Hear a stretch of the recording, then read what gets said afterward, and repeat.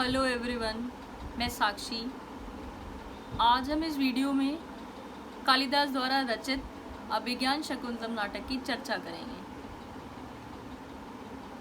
तो पहले हम ये जान लेते हैं कि कालिदास जी कौन थे और कहाँ के रहने वाले थे। कालिदास जी संस्कृत साहित्य के महाकवि थे और विद्वानों में आज भी ये गहरा मतभेद है कि कालिदास जी कहाँ के रहने वाले थे।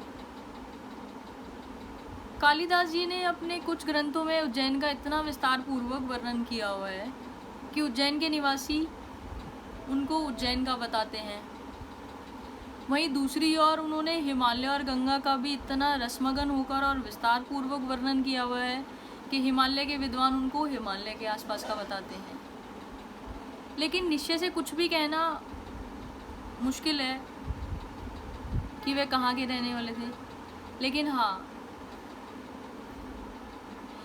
ये कह सकते हैं कि उन्होंने यहाँ की ये सब स्थान भलीभांति देखे होंगे। कालिदास जी ने अनेकों ग्रंथ, अनेकों रचनाएं की हैं, कई काव्य लिखे हैं और काव्यों में सबसे सुंदर नाटक होते हैं और नाटकों में सबसे श्रेष्ठ नाटक है अभिज्ञान शकुंतलम। अभिज्ञान शकुंतलम में राजा दुष्यंत और शकुंतला की प्रेम कहानी का वर्णन है। एक बार राजा दुष्यंत शिकार करते करते आश्रम वन की ओर पहुंच जाते हैं और वे शिकार करते करते देखते हैं कि हरिण के और उनके बीच में एक तपस्वी खड़े होते हैं और फिर राजा बाण चलाने से रुक जाते हैं और तपस्वी उनको बताते हैं कि यह हरिण आश्रम का है, तो इसको मारना आपको शोभा नहीं देता। तो फिर राजा उनको प्रणाम करते हैं तपस्वी को, और तपस्वी राजा को चक्रवर्ती पुत्र प्राप्त होने का आशीर्वाद देते हैं और उनको कुलपति कनव के आश्रम में आने का अनुरोध करते हैं। तो राजा तपस्वी से पूछते हैं कि क्या कुलपति कनव आश्रम में है। तो तपस्वी बताते हैं कि कुलपति कनव तो आश्रम में नहीं है, लेकिन वो अतिथि सत्कार का कार्य अपनी पुत्री शकुंतला को सौंपकर उसके प्रतिकूल ग्रहों की पूजा करने गए हैं। तो फिर वो कहते हैं कि लेकिन कोई नहीं, मैं शकुंतला से ही, उनकी पुत्री से ही मिल लेता हूँ। जब कनव जी आएंगे वापस तो फिर वो उनको मेरा भक्ति भाव बता देगी। तो राजा दुष्यंत आश्रम की ओर चलते हैं और आश्रम से थोड़ी पहले ही अपने आभूषण और बाण, धनुष बाण सब उतार देते हैं, जिससे कि तपोवन के वासियों को कोई असुविधा ना हो। तो जैसे ही वो आश्रम के द्वार पर पहुँचते हैं तो उनको आवाज़ आ रही होती है। तो फिर वो एक वृक्ष के पीछे से छुपकर देखने लग जाते हैं।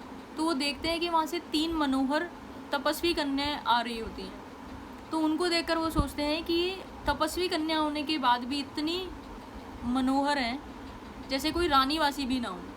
वो अपने मन में सोचते हैं जैसे इन्होंने तो वन लताओं ने जैसे उद्यान की लताओं को मात दे दी हो। और वहाँ शकुंतला और उनकी सखियाँ आपस में बातें कर रही होती हैं। तो उनकी सखी अनसुईया कहती है कि शकुंतला को कि पिता कनव को तो वृक्षों से यहाँ के इतना प्यार है कि वो तुम्हें ये कार्य सौंप कर चले गए। फिर शकुंतला बोलती है कि पिता कनव को नहीं, मेरे को भी इनसे भाइयों जैसा प्रेम है।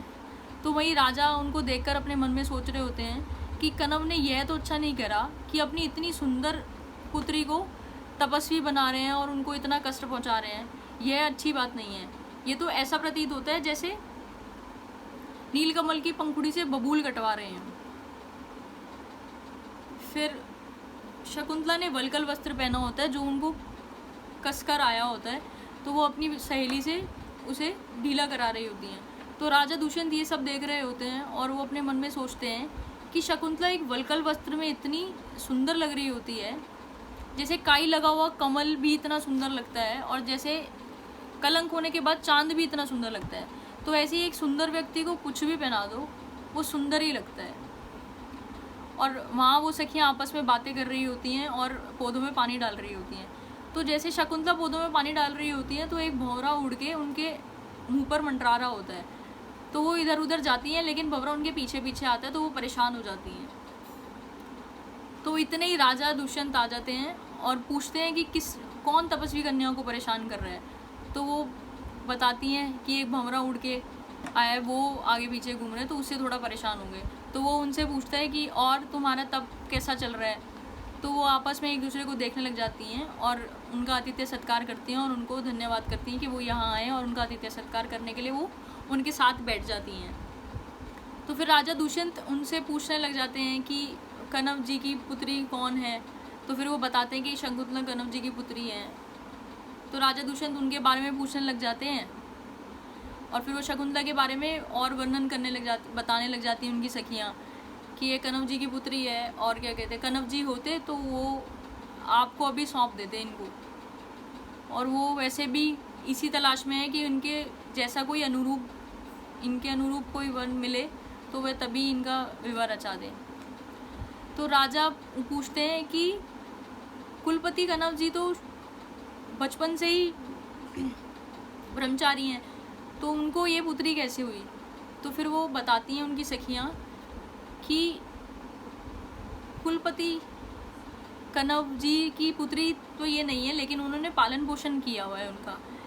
एक बार विश्वामित्र जी तपस्या करने के लिए तपस्या कर रहे होते हैं, तो वहाँ देवों को कष्ट होता है कि उनको टेंशन होने लग जाती है, परेशानी होने लग जाती है कि कौन ये तपस्या कर रहा है और इससे उनको परेशानी ना हो। तो वो उनकी तपस्या भंग करने के लिए एक अप्सरा भेजते हैं। जो अप्सरा और बसंत का माहौल होता है, तो अप्सरा के साथ उनका मेल हो जाता है और फिर शकुंतला का जन्म होता है उससे। तो इसलिए विश्वामित्र जी शकुंतला को त्याग देते हैं और उसका पालन पोषण कनव जी करते हैं। तो फिर वो तभी कहते हैं कि तभी ये इतनी सुंदर है, क्योंकि एक साधारण व्यक्ति की पुत्री तो इतनी सुंदर होगी नहीं, कोई अत्यंत सुंदर ही अप्सरा की पुत्री लगती है ये। तो फिर वो उनको बारे में बताने लग जाती हैं और शकुंतला नाराज़ होती है इस बात से कि वो इतना सब कुछ क्यों बोल रही हैं। तो शकुंतला कहती हैं कि मैं जा रही हूँ यहाँ से और मैं ये सारी शिकायतें तुम्हारी गौतमी को करूँगी, जो उनकी माता होती हैं।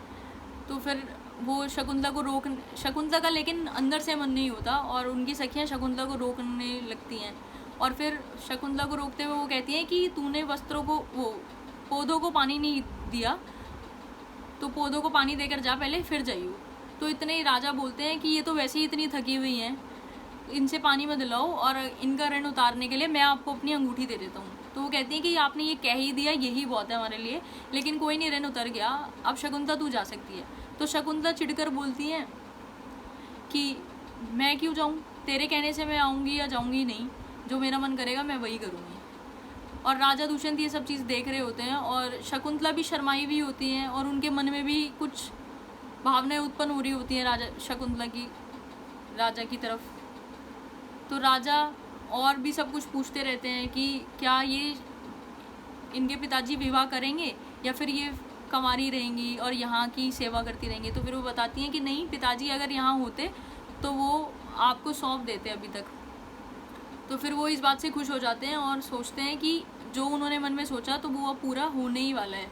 तो इतने ही वो आपस में बात कर रहे होते हैं सारे, और राजा इतने ही आवाज़ आती है एकदम से कि यहाँ कोई कोलाहल सा मच जाता है कि कोई आया हुआ है, और उसको ढूंढने के लिए, राजा दुष्यंत को ढूंढने के लिए सारे इधर उधर भागने लग जाते हैं। तो आवाज़ें आने लग जाती है, तो उनकी सखियाँ भागती हैं और फिर वो कहती हैं कि हम आपका आतिथ्य सत्कार अभी तो कर नहीं पाए, लेकिन आप दोबारा ज़रूर आना। और शकुंतला उनको देख रही होती है और शकुंतला के भी मन में प्रेम होता है उनके प्रति, और राजा का वापस आने का बिल्कुल मन ही नहीं होता, लेकिन पर इतना शोर होता और इतनी परेशानी आ जाती है कि उनको जाना ही पड़ता है, लेकिन उनका मन नहीं होता और ऐसा उनको प्रतीत होता है जैसे कि कोई पीछे उनको रोक रहा हो, लेकिन वो उनको फिर भी आगे जाना हो। फिर राजा वहाँ से चले जाते हैं और शकुंतला और उनकी सखियाँ भी आपस में अब चली जाती हैं आश्रम में दोबारा वापस, और राजा भी चले जाते हैं। Thank you.